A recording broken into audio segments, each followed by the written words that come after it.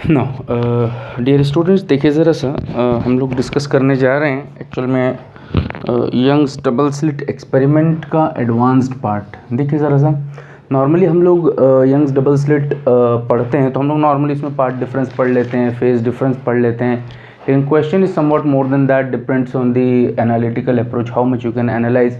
Normally question shifts towards optical path, question optical path पे shift हो जाता है। क्लियर है यहाँ पर बात समझ में आया नहीं? तो इस तरह के क्वेश्चन एग्जामिनेशन में ज़्यादा आ जाते हैं। Clear?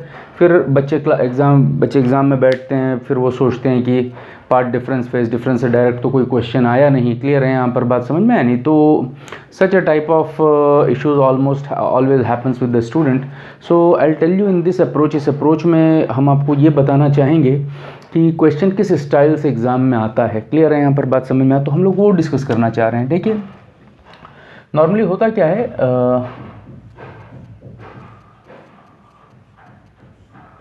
here a source, monochromatic source,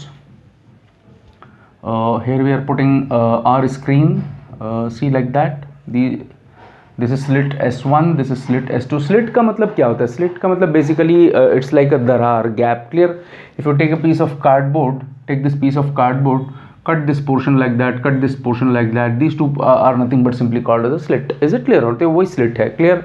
तो देखिए ज़रा सा, फॉर एग्जाम्पल ये वाले पॉइंट P है, यहाँ पर ये रे चल के आई, यहाँ पर ये लाइट रे चल के आई, इस लाइट रे का नाम है psi1, इस लाइट रे का नाम है से for example this is nothing but simply psi2। Is it clear और नॉट? तो this is what the representation. Is it clear? अच्छा, ये S1 से लेके P तक चला है, ये S2 से लेके P तक चला है। क्लियर है? यहाँ पर डेफिनेटली दोनों का लंबाई कम ज़्यादा है। S1P इतना ही है, लेकिन S2P थोड़ा बड़ा है, तो पार्ट डिफरेंस है S2P minus S1P। This is the normal what we are studying in our lectures. n lambda अगर है तो फिर आपका पार्ट डिफरेंस मैक्सिमा है, n-1/2 लैम्डा अगर हो जाए तो मिनिमा। वो सब हम लोग जानते हैं, हम लोग कई बार डिस्कस भी कर चुके हैं। So we are not interested in that, but what we need to discuss over here is, हम यहाँ पर क्या डिस्कस करना चाह रहे हैं वो मैं आपको समझाना चाह रहा हूँ। ज़रा सा ध्यान से देखिए, पिक्चर यही है। अच्छा, ये अगर आपका सेंटर पॉइंट है, देखिए ज़रा सा, अगर ये आपका सेंटर पॉइंट है P फॉर एग्जांपल, इसको O मान लो, चलो सेंटर को O मान लो, और S1 से अगर मैं ये दिखाऊं लाइक दैट, S2 से मैं अगर ये दिखाऊं, देखिए ज़रा सा, तो ये वाला S1O है और ये वाली S2O है। पार्ट दोनों का डिस्टेंस सेम है, S1O जितना है S2O उतना ही है सेंटर पे, तो पार्ट डिफरेंस 0 है। यहाँ पर सेंट्रल मैक्सिमा आता है। क्लियर है यहाँ पर बात समझ में आया? तो जहाँ पार्ट डिफरेंस 0 हो जाए वहाँ सेंट्रल मैक्सिमा आएगा। क्लियर? इसका डायग्राम भी हम लोग बना के दिखाते हैं, किस तरह से सेंट्रल मैक्सिमा डेवलप होता है, किस तरह से सेंट्रल मिनिमा आता है, सेंट्रल मिनिमा नहीं मिनिमा आता है, वो सब हम लोग डिस्कस करते हैं। क्लियर? तो एक चीज़ ध्यान रखना है कि जब भी आपका पार्ट डिफरेंस 0 होगा वहाँ सेंट्रल मैक्सिमा होगा, ये बात आप रट के रखिए। Clear? Now what the question twist over here is, यहाँ पर एक थिन ग्लास शीट लगा दिया है। क्लियर है यहाँ पर बात समझ में आया? जिसका रिफ्रैक्टिव इंडेक्स म्यू है, जिसकी थिकनेस T है। क्लियर है यहाँ पर बात समझ में आया? अब ये आपको बोलेगा, अब अगर ऐसे लगा दिया जाए तो सेंट्रल मैक्सिमा वहीं बनेगा या सेंट्रल मैक्सिमा शिफ्ट हो जाएगा, और शिफ्ट हो जाएगा तो ऊपर की तरफ शिफ्ट होगा या नीचे की तरफ शिफ्ट होगा। क्लियर है यहाँ पर बात समझ में आया? नहीं समझ में? तो that is what the difference. Is it clear? S2P तो S2P है, नो चेंज S2P, लेकिन S1P लिखते वक्त डिफाइन करना पड़ेगा इसको, क्योंकि S1P में एक ग्लास शीट भी है। अच्छा, ग्लास शीट हर जगह पे है या सिर्फ थिकनेस T पे है? तो S1P से पहले वो थिकनेस T निकाल लीजिए, मतलब ये एरिया आपने काट के हटा दिया, मतलब S1P के दायरे में हर इलाका लिया, इतना ही छोड़ा। क्यों छोड़ा? क्योंकि वहाँ सिर्फ थिकनेस T नहीं है बल्कि उसकी रिफ्रैक्टिव इंडेक्स म्यू भी है। तो T के एरिया में इतना जगह तो मैंने खाली करके निकाल दिया, तो उस जगह कुछ तो रखना पड़ेगा, तो जोड़ देते हैं। सिर्फ T नहीं रखेंगे बल्कि उसकी रिफ्रैक्टिव इंडेक्स के साथ रखेंगे म्यू T। तो this is what the exact representation of S1P। Is it clear और नॉट? तो और अच्छे से लिखें तो S1P plus mu minus 1, this is nothing but simply T। Is it clear और नॉट? तो इस तरह से लिखना है। और ये वाली जो पाथ है that is nothing but simply को म्यू के साथ लगा के जो पाथ लिखा गया है वो ऑप्टिकल पाथ। अब बताइए सेंट्रल मैक्सिमा कहाँ की तरफ शिफ्ट होगा? चेक करते हैं। पार्ट डिफरेंस 0, मतलब जो S2P है वही S1P वाला रिप्रेजेंट, पूरा S1P आज तो ये है, तो S1P plus mu -1 into t. This is what the notation. Is it clear or not? अरे क्लियर है? ठीक है, अब ये एक्सप्रेशन आप जरा सा ध्यान से देखिए। S1p अगर S2p के सीधे बराबर हो जाए तो इसका तो कोई रोल ही नहीं है, लेकिन आज ये वाली चीज़ भी प्रेजेंट है, मतलब ये दोनों जुड़ के S2p बनेंगे। मतलब S1p आज S2p से छोटा है, S1p लेस देन S2p। भाई ये इसके साथ जुड़ के अगर S2p बना रहा है तो S1p S2p से डायरेक्टली तो छोटा ही होगा, क्योंकि S1p में कुछ जोड़ने से S2p पे आ रहा है। क्लियर है? यहाँ पर बात समझ में आया? अब ज़रा सा ध्यान से देखिए, अगर मैं पॉइंट P को यहीं रखूँ, S1p की दूरी, S2p की दूरी, कौन बड़ा है? S1p छोटा होना चाहिए, तो S1p अगर 4 मीटर है तो S2p मान लेते हैं 5 मीटर। इज इट क्लियर और नॉट? तो सेंट्रल मैक्सिमा जो है नीचे की तरफ शिफ्ट हुआ है या ऊपर की तरफ शिफ्ट हुआ है? ऊपर की तरफ, क्योंकि वहां पर पार्ट डिफरेंस 0 लिया गया है। इज इट क्लियर और नॉट? आगे चलते हैं, जिसको नहीं समझ में आया एक केस और देख लीजिए।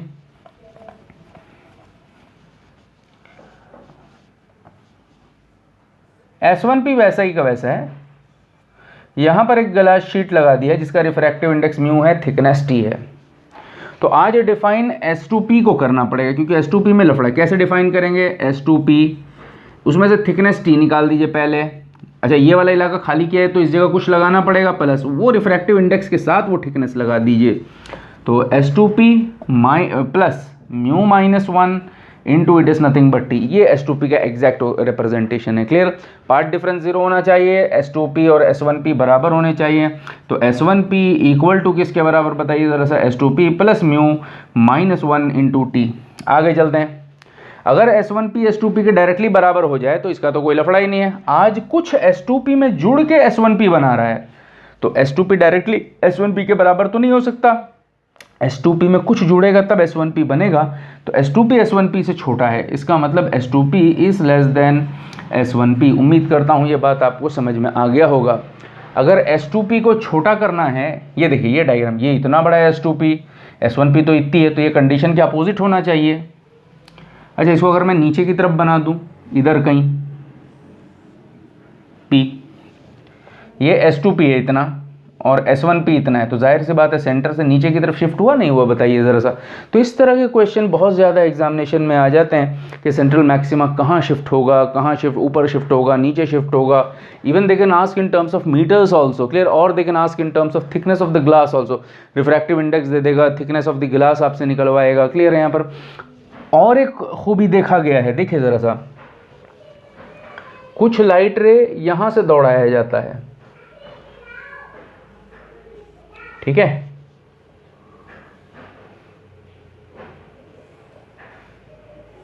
ऐसा कोई डायग्राम बना देगा, देखिए ये psi1, ये psi2, ये psi1, ये psi2। ये देखिए इसने इतनी दूरी ट्रैवल की है। अच्छे से देखिए, बराबर पे लाता हूँ, चलिए ये दिखा दिया आपको। अच्छा, इसने इतनी दूरी ट्रैवल की है, इसने इतनी दूरी ट्रैवल की है psi2, तो स्लिट से पहले कौन ज़्यादा डिस्टेंस ट्रैवल किया है? psi2 ट्रैवल किया, दिख रहा होगा। तो सेंट्रल मैक्सिमा के बारे में बात करें तो ट्रैवल करने के और अच्छे से डायग्राम, इसको थोड़ा सा और ओरिएंटेशन से मैं बनाता हूँ, ज़रा सा देखिए आप। ये सेंटर है आपका, चलिए ये डायग्राम आपके सामने दिया हुआ है। ये जस्ट मैं समझाना चाह रहा हूँ कि आपसे सेंट्रल मैक्सिमा का सवाल अगर पूछता है तो क्या होगा। अच्छा, इस रीजन पे अगर देखेंगे तो psi1 तो इतनी सी है, लेकिन psi2 इतना बड़ा है, तो psi2 travel more distance with respect to psi1 before the slit. ठीक है? इसके बाद देखने में तो दोनों ही बराबर हैं, लेकिन आपको ये चीज़ मालूम होना चाहिए, चूंकि पार्ट डिफरेंस 0 होना चाहिए, पहले psi2 ज़्यादा ट्रैवल कर चुका है, तो यहाँ psi2 को कम ट्रैवल करवाना है और psi1 को ज़्यादा ट्रैवल करवाना है, तभी तो दोनों का पार्ट बराबर होगा, पार्ट डिफरेंस 0 होगा, तब मैक्सिमा बराबर आएगा। इज इट क्लियर और नॉट? तो इस तरह के क्वेश्चन एग्जामिनेशन में बहुत ज़्यादा आ जाते हैं। तो एक अप्रोच है ये समझने का। ये क्वेश्चन इवन मुझे लगता है कि एग्जामिनेशन में आया भी हुआ है। तो आप लोग जो है पढ़ने का स्टाइल समझिए ज़रा सा। डायरेक्टली रटा रटाया चीज़ पढ़ के अगर once you go to the examination तो it won't you help you out. Clear है यहाँ पर बात। अगर ये आप लोग टॉपिक ये करना चाहते हैं तो हम लोग ऐप पर साइटेक स्टडी ऐप पे आके कर सकते हैं CSIR नेट के